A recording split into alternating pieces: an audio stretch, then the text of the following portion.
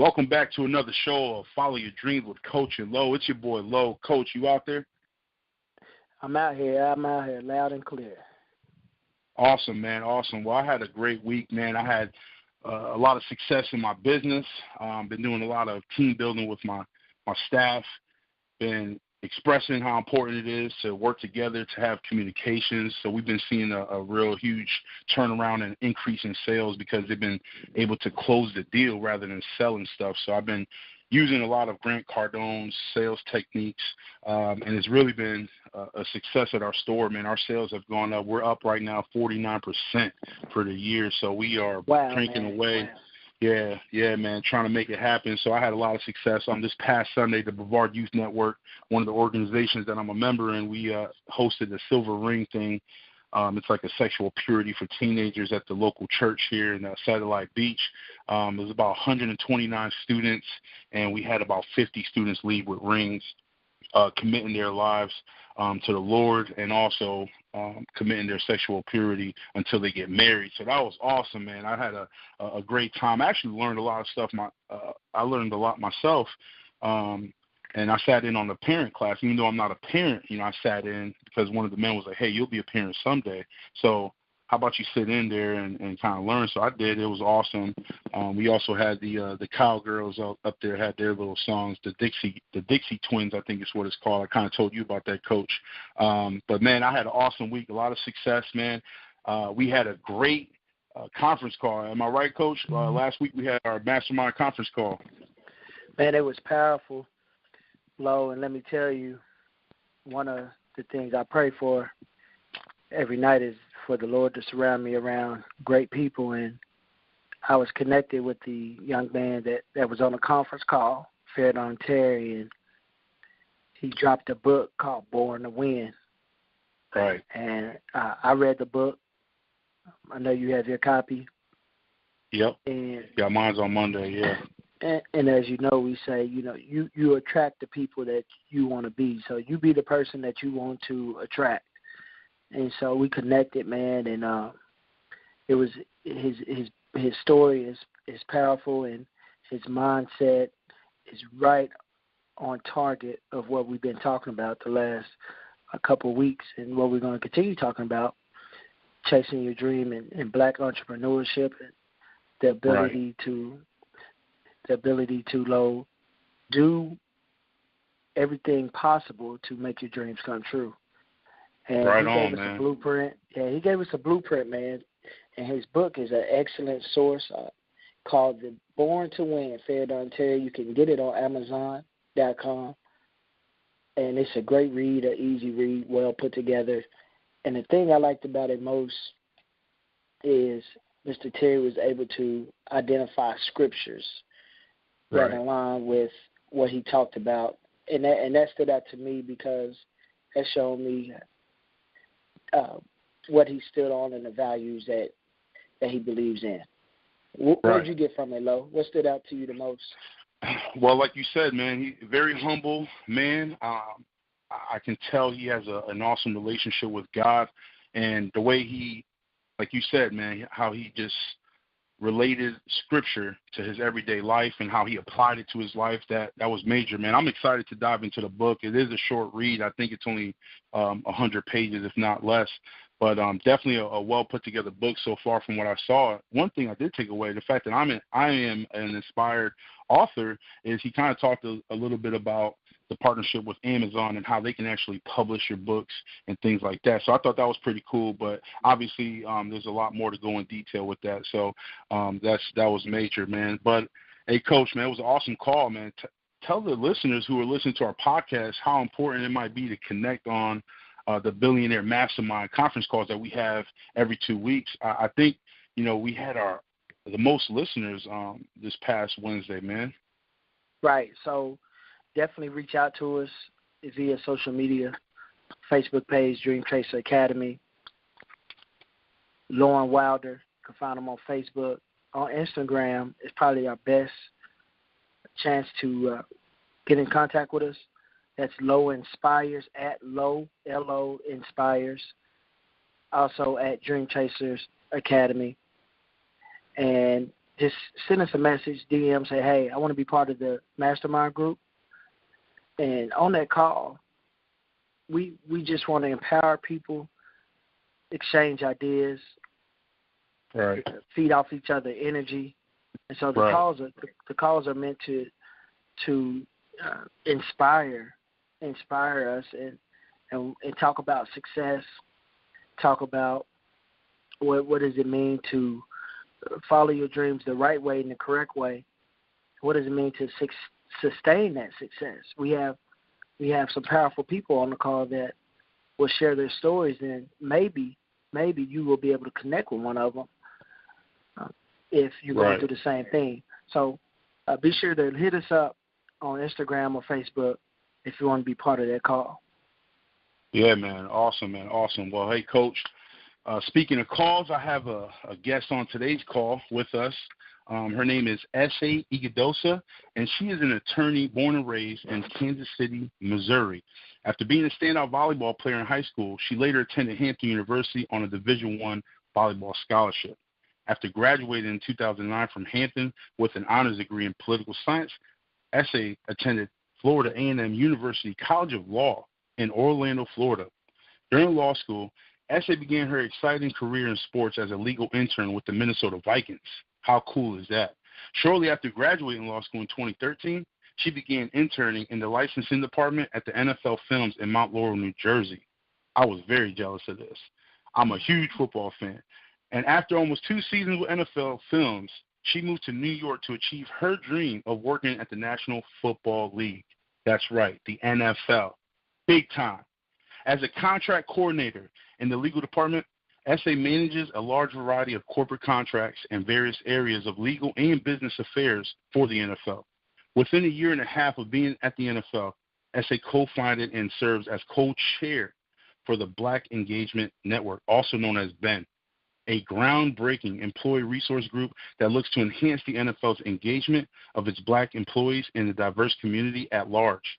With the success of her work in BEN, Ese has become a leading voice and resource to the NFL senior leadership on diversity and inclusion.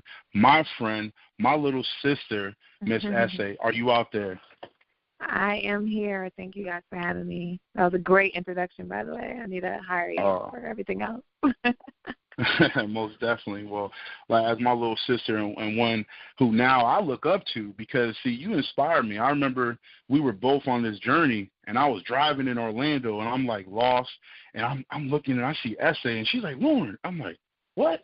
And we start talking, and you're like, man, I'm looking to go to this fancy law school. I'm like, me too. Wow, just crazy. We hit it off. We parked, and I remember walking into the building, and I was excited. You know, and my journey, I got to see you attend law school, and it was just I really saw you just grinding it out. And, you know, although I went a different path in sales and working in management, you know, we kept a very close relationship. So, you know, it's my honor to have you on our podcast, and I just wanted to share your success because, like I said, you inspire me you're a strong woman. And not only that, strong Black woman.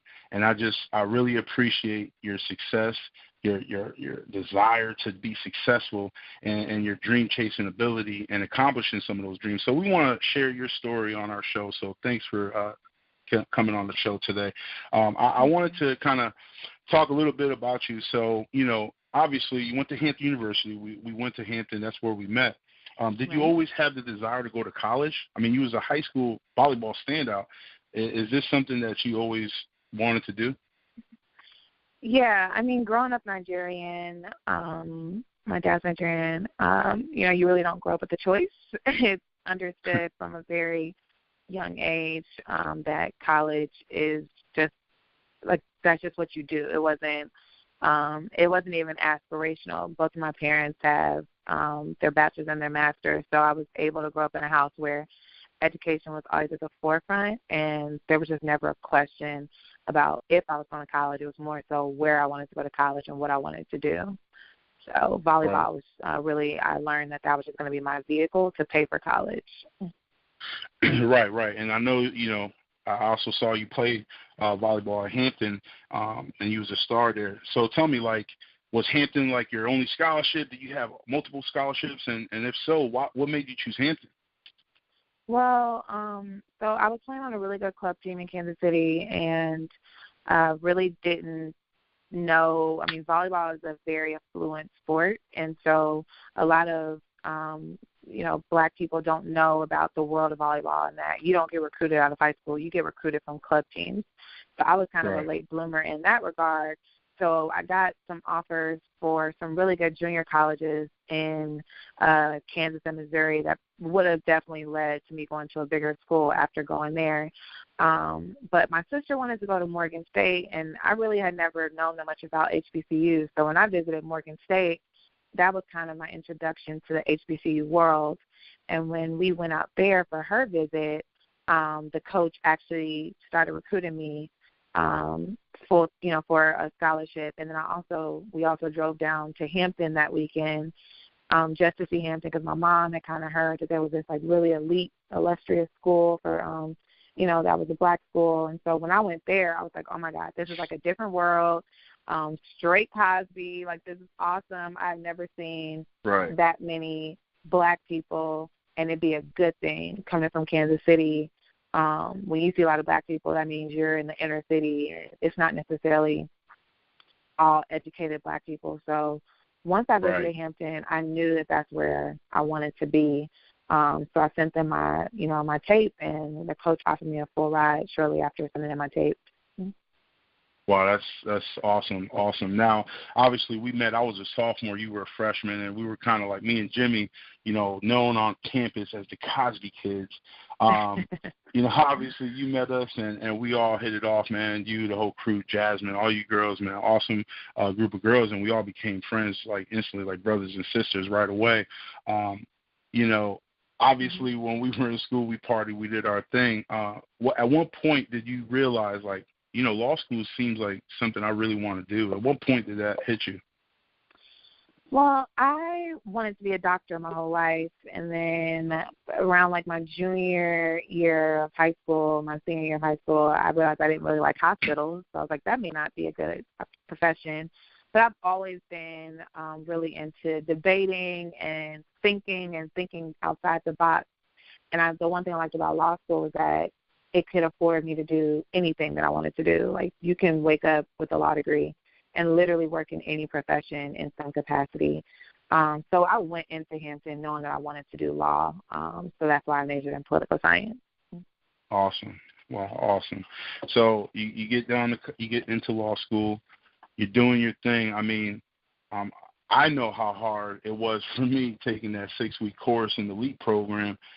And I'm sure you face your challenges. I used to see you guys study all the time because Brandon and Terrence were my roommates, and you guys had study groups, and you come over, and I see you guys study. I used to actually sit in on some of them and just to see how intense it was, right? So I'm sure you face a lot of adversity. Kind of talk about some of that, because, our show, we started this podcast because we want people to chase their dreams. We want them to follow their dreams. We all have this desire. We all have something in us. Like you said, I went to Hampton with a goal, and that was to go to law school. I went and I majored in political science. And so you just push towards your dream. How at times when you're chasing your dream or you're following your dream, there's adversity that comes, and I'm sure you've had your share of some, about a truckload. So kind of explain to the listeners out there, especially women, how important it is that when you face adversity, how to overcome those adversities. Yeah, I mean, I would say that most of my adversity was probably faced before and after law school, not necessarily during law school. So, I had some situations in college where I definitely got into my fair share of trouble, and was actually at risk of not being able to graduate from Hampton University. And so that was really just success in itself, and me really persevering. And that's when I really got a chip on my shoulder, which I've always kind of been that athlete that had a chip on my shoulder and wanted to prove people wrong. So after, getting into trouble in undergrad and really saying, I'm going to prove everyone wrong, because I feel like people wrote me off and said, oh, okay, well, she's not going to do what, her potential says she can do. So I didn't get into my dream school. I wanted to go to University of Miami, and I just wanted to, that was really my dream school. So when I didn't get in there, I was like, all right, I'm going to go to FAMU, and I'm going to I'm going to define what it means to be successful out of FAMU, and I'm going to make everyone know that you can be successful even if you don't get into your dream school, even if you don't have the perfect, background or perfect story. Right. So that was really a lot of the adversity before law school. And then after law school, I didn't have a job offer. I had this really sexy internship at the Vikings, but I graduated with no job offer. And it was a lot of pressure on me because people had seen my success in sports, and I worked with Trayvon Martin's family, and, I was on TV for that. And so people were just seeing me in all these great situations, but I didn't have a job. And so I was studying for the bar, but also that whole time that I was studying for the bar, I was scrambling to find a job. And I ended up getting the internship at Films, which it looked great, but it was also an internship with a law degree, which no one really does that. So I took a lot of chances. My parents thought I was crazy for getting paid minimum wage with the law degree and then soon to be with the bar card. So that was a huge adversity, and I think the biggest thing is keeping your eye on the prize. I told myself as soon as I finished my internship with the Vikings, I want to work for the NFL. And I said I'm going to get there in record time. Usually you have to go to a big firm to get to the NFL or get to a big league, or you have to, have connections, or you have to, be top of your class. They want the best of the best. And I was like, I'm going to come from FAMU, with decent grades, with, my bar card, and I'm going to get to the NFL. And I literally had laser focus. And I got there, within a year and a half of graduating. So I think the biggest thing for me was really saying you have to define your goal, and then you have to have laser focus and tunnel vision. And even when you have $0 to your name, my sister was helping me pay my bills. I mean, I sacrificed everything to get where I am today, and it wasn't easy. But I'm so proud of myself for just pushing through, because everyone is telling you that you're doing it wrong, that you're not doing the right thing, that you don't have what it takes. Everyone in law school is like, okay, well, everyone wants to work in sports, so you should really try and figure out what you really want to do. And, it was really just perseverance and being resilient. And I didn't know how resilient I was until I looked back, and I was like, wow, I went through a lot to get here. Right. Wow, well, that is powerful, and it hit right home for me. I just almost finished reading Steve Harvey's book called Jump, and you said something key. You said you kept your eyes on the prize. And Steve Harvey talks about 9 years old. He always said he wants to be on national TV. He wasn't on national TV till he was 38 years old, and he kept his eyes on the prize. And he made that jump, and everything you just said, I was reading in that book. So to have those common threads of somebody successful like Steve Harvey means a lot. And I said, I want you to, we're talking about Black entrepreneurship this month, and Black-owned businesses, and just being grateful for the opportunity for the Black leaders that have done it before us. And I'm very proud of you, because you went to FAMU, so you have 2 HBCUs under your belt. Like myself, I went to North Carolina A&T to get my second degree as well. Can you just tell us a little bit about that experience after you got your first degree? What the focus, and how did it feel to after you graduated from a second HBCU? I know for me, it was almost like I had like bragging rights. Like I got 2 HBCUs, not 1, 2, and 2 prestigious HBCUs at that. And FAMU is another prestigious HBCU. Tell me about that pride that you have, and especially the accomplishments that you have, and you can say, hey, I went to Hampton and FAMU, and I work for the NFL. I mean, that's huge. So, one, again, I'm Nigerian, so pride was never something that I lacked, unfortunately. But, going to Hampton, like, I had never been surrounded by so many successful Black people. So, as everyone would tell you, and how you guys know, that sense of pride that you have from Hampton is unmatched. And people call us cocky, and we think we're better than everybody. But to be a black person in America, I don't see how you can be successful without that overload of confidence, because there's so much coming at you and against you that you almost have to have that double layer of confidence and think that you are, the best at whatever you're trying to do. And so then to go to FAMU, another, great HBCU, I almost had it in my heart, like, I want to put these schools on my back and again prove, like others have before me, that you can do anything with the HBCU degree. And I want you to say, I work for the NFL and I'm HBCU made. And that's huge for me because there's only 3 HBCU alumni that work at the NFL league office in New York. So 3 out of, over 500. Wow, so that's amazing. I think that, and it's also incumbent upon me to represent what an HBCU made professional is. So when you see me, I want you to know that someone from Hampton, someone from FAMU, they know how to speak, they know how to read, they know how to write, they know they're a leader, they're confident, and they're just a little bit different than everyone else. And I think that is that type of pride that I have from, both my alma maters. Mm-hmm. Wow, that's huge. Hey, Coach, we talk about that follow your dream mentality, man, and we got a dream chaser right here, and it's just, what else you got, man? What else you got for her before we close out? Wow, I'm just so, like I said, I'm just so proud of you. Remember, we used to hang out with the basketball team and everything like that, and hanging out with the athletes. Can you just tell the listeners about the mental toughness that you had to have, this especially for the female listeners? Now, not only are you behind the 8 ball, I guess I can say behind the 8 ball as being a minority, but now you're a female as well. They just had the female march not too long ago. Tell me the mental mindset that you have when you walked in the room and you're surrounded with all these older white men.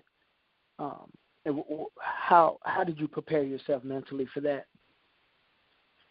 I think as a woman, I actually use being a woman to my advantage, and I think that is one thing that a lot of women, a lot of black women don't necessarily, they're not taught how to do. They're actually taught, if you want to be successful, you need to hide your femininity, and you need to, kind of mask it and play like the boys. And while you need to be as tough as the boys, I don't think that there's anything wrong with you not being afraid to be a woman. And, I wear my lipstick, I wear my makeup, I wear my dresses, but I also make it clear, and I demand that same respect that a man will demand. And I think it helps that I'm an athlete, so I've always been around male athletes, which are, the most dominant men, around. So I think being used to that environment, I can talk shop with you, I can talk sports with you. I'm also not afraid to, have a back and forth with a man. And even, hosting an event with the commissioner, I'm able to have a conversation with him. And when he asks to be challenged, I challenge him with respect. But I'm not going to hide my opinion for anyone. One thing they teach you in law school is even if you're wrong, say it loud and say it proud. But be sure of what you're saying, more so than, the correctness of what you're saying. And, that is not completely true in the workplace, but I think the part about being sure of yourself is so important. And I have no issue with being wrong and accepting that I'm wrong. But I will make you hear me, and I will be heard in the room. And I think a lot of women, sometimes they get lost in the room, they get lost in the discussion, and they kind of let the males and men take over. But I think it's important to let your voice be heard and let it be feminine. Being a woman is a good thing. Being different is a good thing. Businesses have gotten more successful because women have gotten more powerful, because we think differently, we see things differently. So I think learning how to play up to that should be your mindset, is I'm a woman, but that's a good thing. And you should be happy that you have a woman in this room to help you think this problem through, more so than, oh, I'm a woman, I want them to treat me like a man. I don't want you to treat me like a man. I want you to treat me with the same respect as a man, but I want you to treat me as a woman and appreciate the fact that I'm a woman. Wow, you dropping some serious nuggets. Dropping some serious nuggets on them. Hey, I know that you started your business. Explain a little bit how that mentorship is going and you giving back through your business. Explain to listeners what your business do and what do you do with your business. So I don't have a business. I started the Black Engagement Network, which is an employee resource group at the NFL. So it's basically a group for all employees to come together and, help the NFL engage as Black employees better and engage the diverse community better. And so we've put on events. We've put on panel events talking about race in sports. We have one coming up where we're bringing in John Wooten from the Fritz Pollard Alliance, and we're talking about the Rooney Rule and, the history of the Rooney Rule, the current state of the Rooney Rule, and the future of the Rooney Rule. And really my goal is to help the senior leaders and the commissioner at the NFL really understand its diverse employees better and its Black employees better, and to use these Black employees to their advantage and to use them as a resource. So I think it's given me a lot of experience about, one, just how to deal with people, how to work with reach across the table and reach across the aisle and work with people that are different than you and that honestly don't agree with you. And I think being a Black woman, you are scared to kind of make waves and, create, controversial dialogue. But I think it's about embracing that adversity and really looking that adversity in the eye and seeing the benefit of it and what good can come out of it. And that's really what I've been able to do, with Ben, is really help people at the NFL engage with people that they probably would never engage with in this manner, and also be intentional about their diversity and inclusive efforts, which is a huge part of what we do. I like that. Now, have you ever met Tony Dungy? I have met him, but it was like when I was an intern, so it was a while ago. Yeah, I'm starting to read his books, really diving into his content and his mindset. Phenomenal coach, phenomenal man of God. Yeah. Definitely. Wow. Hey, Ese, well, we got you on here. We have a thing called If You Don't Know, Now You Know.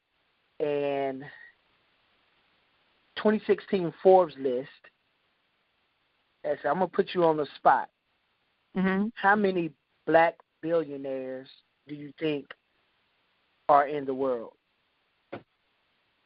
Black billionaires in the world. Billionaires? Billionaires. There are 1,800 billionaires. Mm. Out of those 1,800, how many are Black?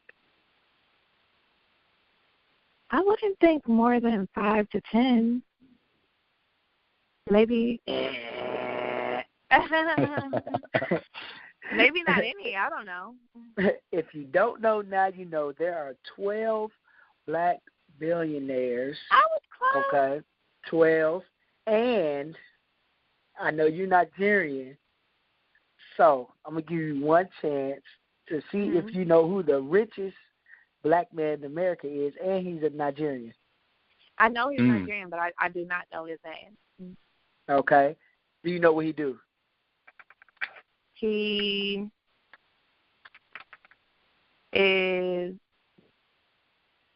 I'm going to guess he's in oil, but I don't know. Close. He's in the cement business, but there are a couple of people, Nigerian, that are in the oil business. This guy's name is Aliko Dangote.